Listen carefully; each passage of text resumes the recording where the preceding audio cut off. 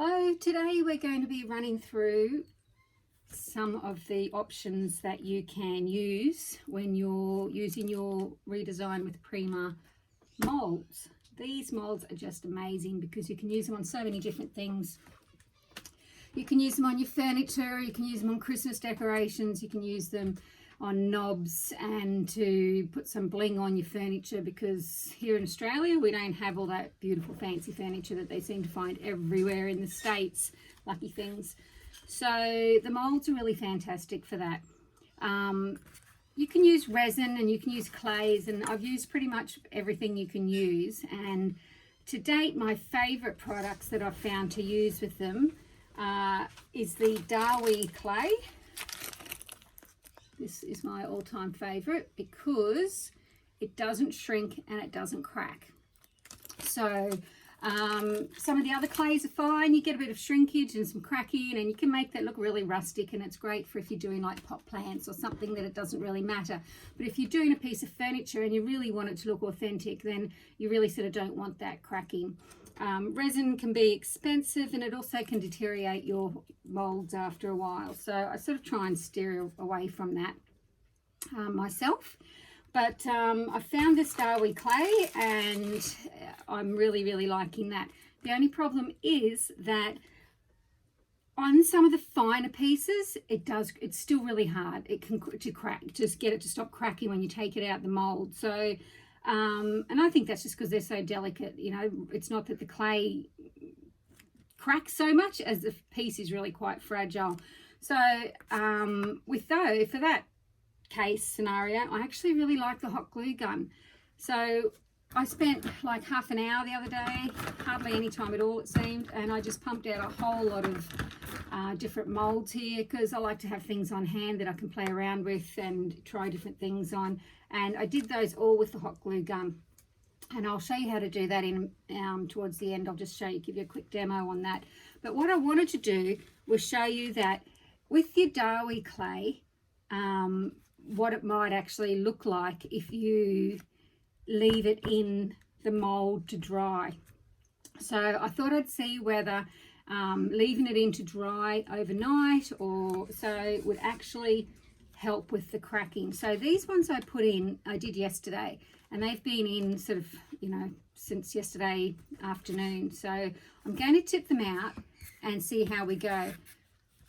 So you can see that they're in the mold. There's no real shrinkage. You know, they're just sitting there, they're dried. So I'm just going to flip it over because I don't want to bend the mold. If I bend it, then I'm probably going to break these stems here, definitely. So I'm just going to support it a little bit and hopefully just get them to tap out like you do when you have a cake. Oh, that one broke. They come out really easily, but see, that's what I was saying about. It's just the fragility of the piece. If you can see how fragile that is. So that sort of is meant to sit on there like this.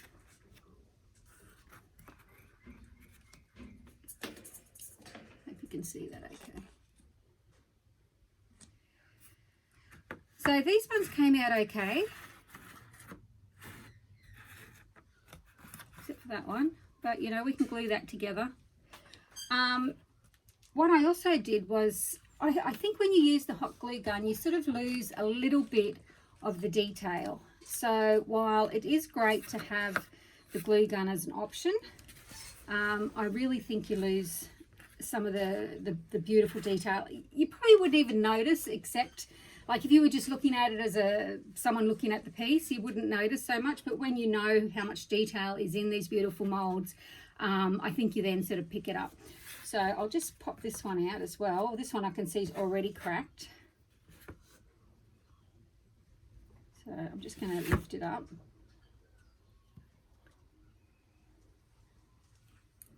And put it down here. But again, that's not a real issue. If it's not, you know, I could just glue those on. So what I did by comparison was I painted a couple of the glue ones, the hot glue gun pieces.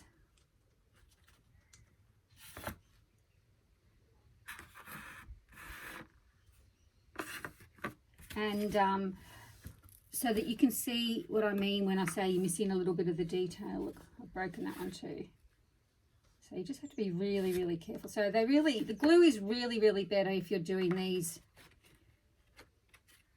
Either that would be a lot more gentle than me because I'm a bit rough. I don't tend to do things too gently. I haven't got all day. So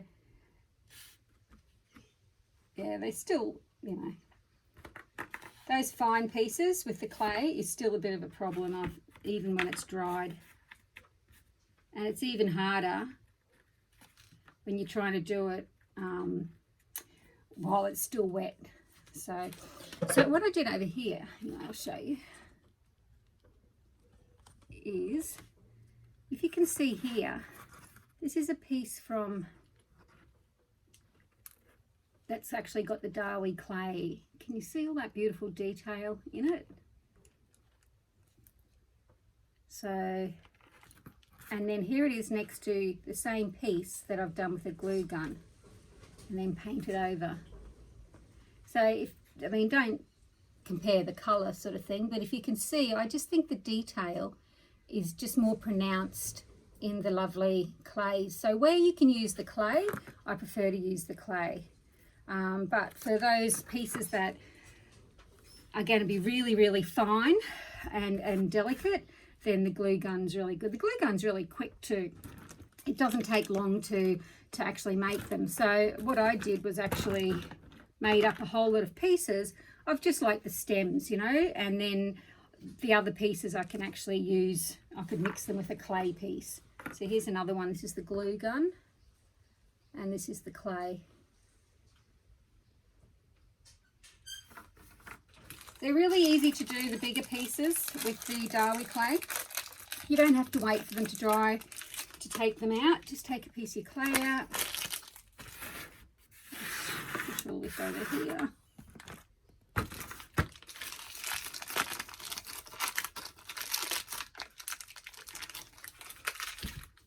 Just give it a bit of a warm up with your hands. If it does, it's actually quite dry, so you don't really want to make it any too wet because it will stick to the molds, and you just don't really want that. So I just sort of squish it all in so that I've covered all the pieces. I try and leave it really smooth around the edges so you haven't got any overlapping, because otherwise you've got to come along and sort of trim it up and clean it up a bit later, which can just be time wasting and annoying. So just press it in, make sure you've got all the lines covered, make sure you've got nice smooth edges, and you should be able to take that out straight away. So just, this is where you bend your mould. If you do find it sticking, you can use a bit of cornflour to dust on it first, but usually once you get the end of it, you can just gently peel it back. So most of the time when I'm working with them, I actually like to use them when they're damp so that I can mould it to whatever shape. But the great thing about this clay is that you can lie them flat and they will dry flat. So these ones here that I left in the mould, they didn't curl up, they didn't crack, they didn't sort of shrink. So you can see that, it's still flat. But it's, a lot of the time the surfaces you're working on aren't exactly even. So I like to have them when they're just a little bit pliable still and glue them on like that for the most part. Now finally, I'll show you how easy it is to use the glue guns. There's all different ones. You want to get yourself one of the more professional ones. They're not expensive. I think they're about $30. This one's a Bosch, and it takes the nice big thick glue sticks. And the reason you want one of these is the flow comes out of them so much better. It's more even and it's faster. The little, $5 ones you get from the craft shop, you'll be there from, now until, the next blue moon before it all, before you get your pieces done. So have your glue sticks ready, because you tend to fill up, use a few. And then Just adjust that a bit.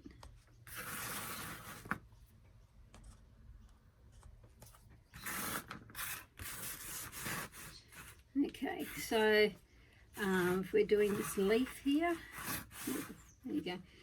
So try and do one section pretty well at the beginning. So I start at the end and just keep moving it. Well, this is how I do it anyway. You want to try not to get air bubbles, and then I come back and top up if I need to. I also tend to give them a bit of a whack to get any air bubbles out, and if I need to, while it's still hot, I can come back and just top it up. So I'll do another one over here, another leaf. Actually, I'll do some of these little stems. So these are really good with the glue guns because they are more pliable, and if you're using them on, say, pot plants or something round, you know, that's a real bonus, is that you can bend them. And while they're still warm, if you actually use them while they're warm, they're actually much easier to shape as well.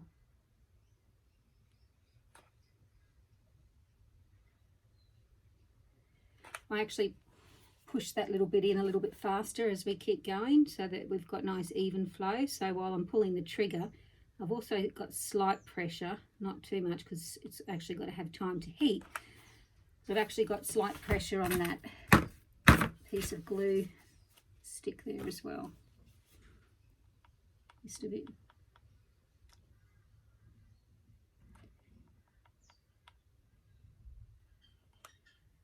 Now these don't take long to set. You can feel as soon as they start to cool. And I sort of like to pull them out before they're cold because you get all these little stringy bits.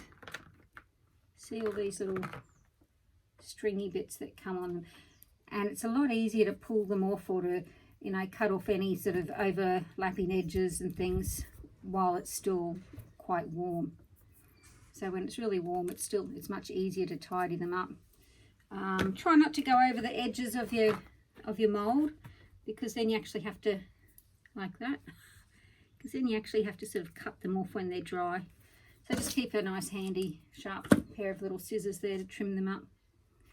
But yeah, it's easier to clean them up from all those little strings when they're damp or when they're not quite dry. So I'll just find another little one, see if it'll dry quicker or faster. I'll just do this one, do a couple here.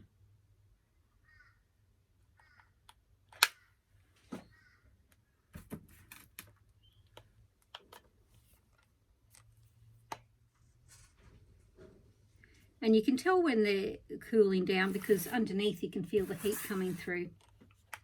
So as soon as they start to cool down, they'll be a little bit, they'll start getting a little bit opaque.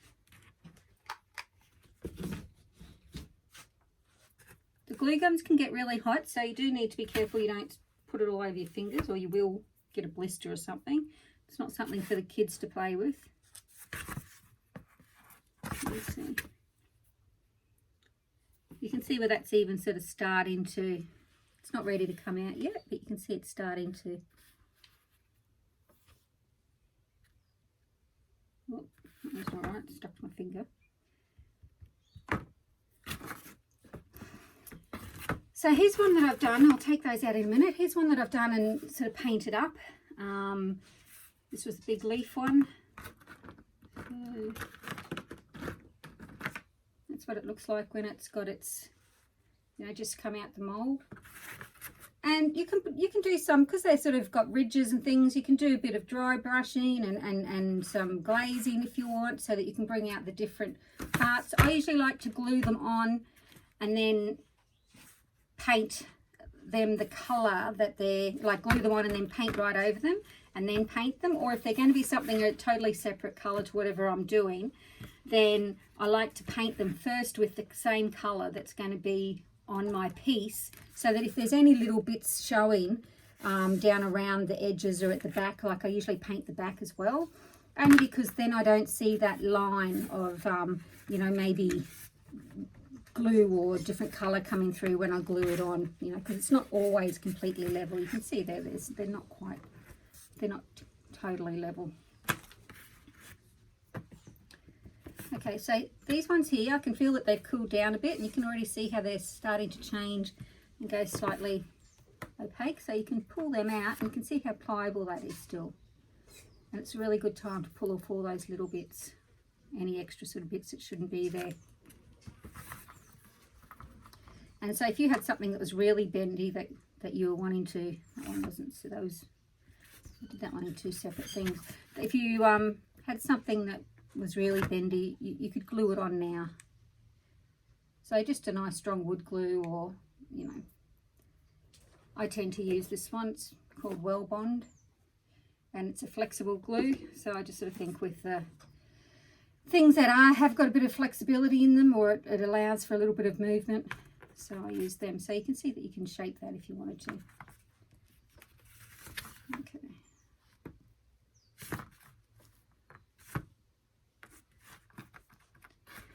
So it's really, really easy, and there's so many projects you can do with them, and there's a lot of different options that you have, you know, with your resins and your clays. But those are actually just my two favourite options that I really like, and I hope that that's a little bit of help for you. Have fun.